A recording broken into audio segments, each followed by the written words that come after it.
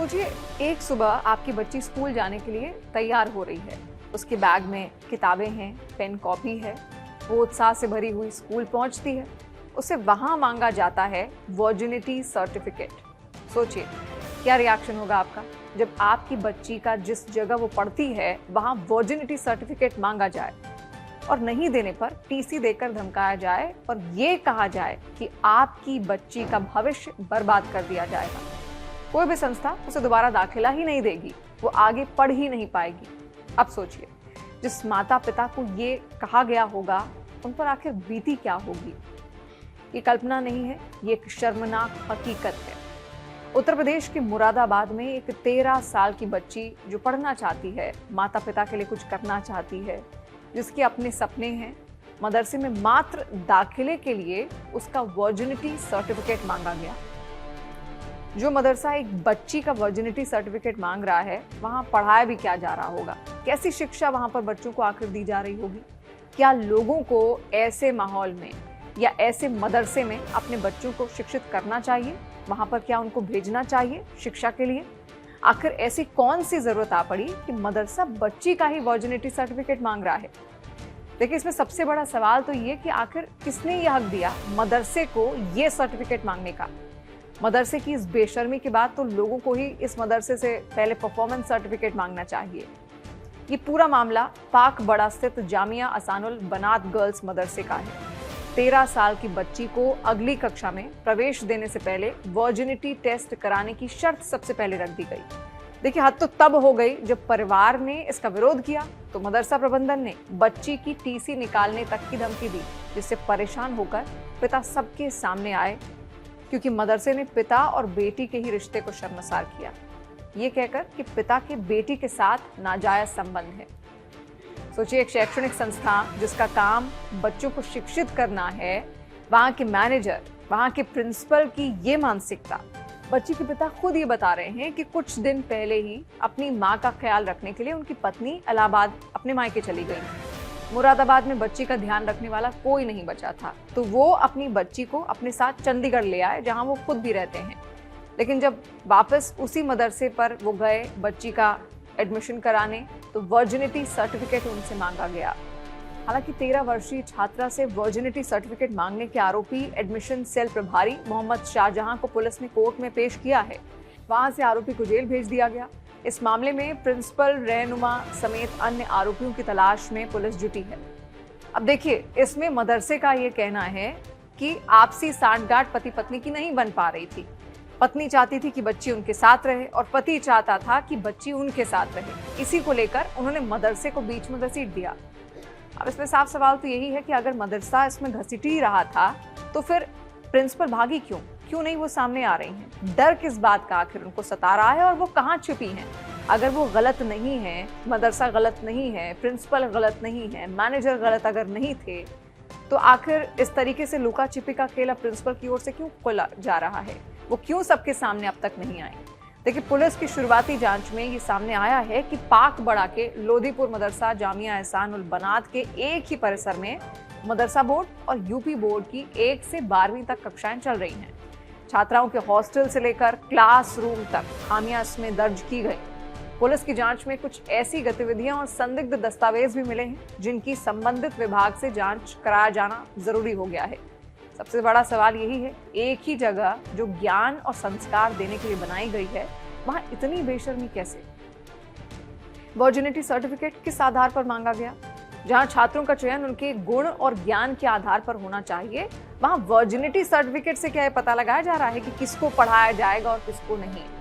इस मदरसे में वाकई पढ़ाई होती भी थी या फिर नहीं, ये भी तो अपने आप में एक सवाल है। और कैसा मदरसा है जहां पर किताबों से पहले शरीर की ही जांच मांगी जा रही है? वर्जिनिटी सर्टिफिकेट एक बच्ची का मांगा जा रहा है जिसकी उम्र मात्र 13 साल है। कहते हैं, समाज की असली पहचान उसके बच्चों से होती है और बच्चों की असली पहचान उनकी शिक्षा से। तो अगर शिक्षा देने वाली जगह ही शर्म की मिसाल बन जाए, तो सोचिए हम किस पीढ़ी को आखिर तैयार कर रहे हैं। वो लोग जो किसी बच्ची की वर्जिनिटी को उसके ज्ञान से ज्यादा अहम मानते हैं, क्या उन्हें शिक्षा देने का हक है? क्या उन्हें समाज में आदर मिलना चाहिए? क्या उन्हें ये तय करने का अधिकार है कि कौन पढ़ने लायक है और कौन नहीं? और तो और, जो पिता अपनी बेटी को पढ़ाना चाहता था, सोचिए इस मदरसे ने उस पर ही उंगलियां उठा दी। मदरसे ने यह कहकर उस पिता को जलील किया कि उसका अपनी बेटी से नाजायज रिश्ता है। सोचिए आप एक बेटी के पिता हैं और आपसे कोई ये कहे तो क्या हालत होगी आपकी, क्या सोचेंगे आप? जिसने अपनी बच्ची को माँ के मायके जाने के बाद अकेला ना छोड़कर उसका साथ दिया, उसको साथ रखा, अपने पिता होने की जिम्मेदारी निभाई, उसी पिता पर मदरसे ने सारे आरोप मढ़ दिए बिना कुछ सोचे समझे। उस पिता का कसूर सिर्फ इतना था कि उसने बेटी को अपने पास रखा, उसका ख्याल रखा, और अब मदरसे की ओर से समाज की नजरों में उसे संदिग्ध ठहरा दिया गया है। अगर पिता अपनी बेटी की देखभाल करे तो क्या अब उस पर भी शक किया जाए? सोचिए, जब ये मदरसा दुनिया के सबसे पवित्र रिश्ते को कलंकित कर रहा है, तो ये मदरसा भी क्या किसी भी अभिभावक के विश्वास का हकदार है? किसे क्या पता कि यहाँ पर बच्चों को क्या सीख दी जा रही है, उन्हें क्या पढ़ाया जा रहा है, क्या शिक्षा दी जा रही है? आखिर किसने दिया ये हक किसी भी संस्था को कि वो किसी बच्ची की वर्जिनिटी रिपोर्ट मांग सके? किस किताब में लिखा है कि ज्ञान पाने से पहले शरीर की पवित्रता जरूरी है या साबित करनी होती है? शिक्षा वो रोशनी होती है जो अंधविश्वास और संकीर्णता को खत्म करती है, और यहाँ तो खुद वही अंधेरा शिक्षा का रूप धारण कर बैठा है। कहते हैं शिक्षा मनुष्य को स्वतंत्र बनाती है, आजाद करती है, पर यहाँ तो शिक्षा के नाम पर कट्टरता और भद्दी सोच दिमाग में भरी जा रही है। एक बच्ची जिसने अपने भविष्य के सपने देखे थे, उससे कहा गया पहले साबित करो कि तुम पवित्र हो। क्या किसी बच्चे की मासूमियत से बड़ी कोई पवित्रता और हो सकती है? क्या किसी पिता के भरोसे से बढ़कर कोई प्रमाण पत्र है? और जो लोग खुद को धर्म का ठेकेदार बताते हैं, क्या उन्होंने कभी अपने अंदर झांक कर देखा है कि उनकी सोच आखिर कितनी अपवित्र है? ये बच्चियां दोषी नहीं हैं। दोषी वो हैं जो अपनी सोच से उन्हें डराते हैं। दोषी वो हैं जो हर बार उनकी इज्जत को सवाल बनाते हैं। दोषी वो हैं जो धर्म के नाम पर, संस्कार के नाम पर अपने गंदे इरादों को छिपाते हैं, उन्हें ढकते हैं। इस देश में लड़कियों का सबसे बड़ा दुश्मन कोई व्यक्ति नहीं, बल्कि ये 4 शब्द हैं। लोग क्या कहेंगे? इसी डर ने बेटियों की उड़ान काट कर रखी है।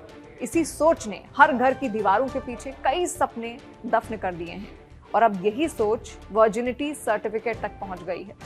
कितना आसान है ना, किसी की जिंदगी पर उंगली उठाना, सवाल खड़े करना, किसी के चरित्र को तोलना।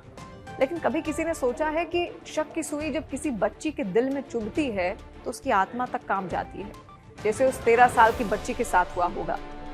कहते हैं बेटियां भगवान का स्वरूप होती हैं, पर शायद समाज ने भगवान को भी प्रमाण पत्रों में बांट दिया है।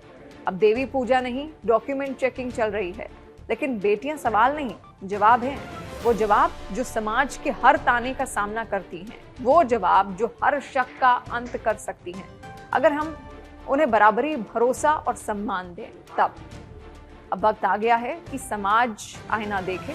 धर्म, जाति, संस्था, कोई भी दीवार हो, अगर वो किसी बेटी के सम्मान पर सवाल उठाती है तो उसे शिक्षा का मंदिर नहीं, पाखंड का अड्डा कहा जाएगा। समाज को तय करना होगा कि वो अपनी बेटियों को डर में जीना सिखाएगा या आत्मविश्वास से उड़ना। तो आइए, इस बच्ची के लिए नहीं, हर उस बेटी के लिए आवाज उठाइए जो सिर्फ पढ़ना चाहती है, जो सिर्फ जीना चाहती है, जो सिर्फ इज्जत चाहती है, सम्मान चाहती है। क्योंकि बेटियां वर्जिनिटी सर्टिफिकेट नहीं, सम्मान का सर्टिफिकेट डिजर्व करती हैं, और वो सर्टिफिकेट किसी संस्थान नहीं, पूरा समाज मिलकर देगा जब हम अपनी सोच बदलेंगे। इसीलिए बेटी बचाओ, बेटी पढ़ाओ और निडर बनाओ। कड़क कैंपेन सांस लूं या जी लूं का हिस्सा बने। कमेंट में लिखें #right2breathe और बताएं कैसे बनेगा पॉल्यूशन फ्री इंडिया। अपने आइडिया को कमेंट सेक्शन में जरूर शेयर करें।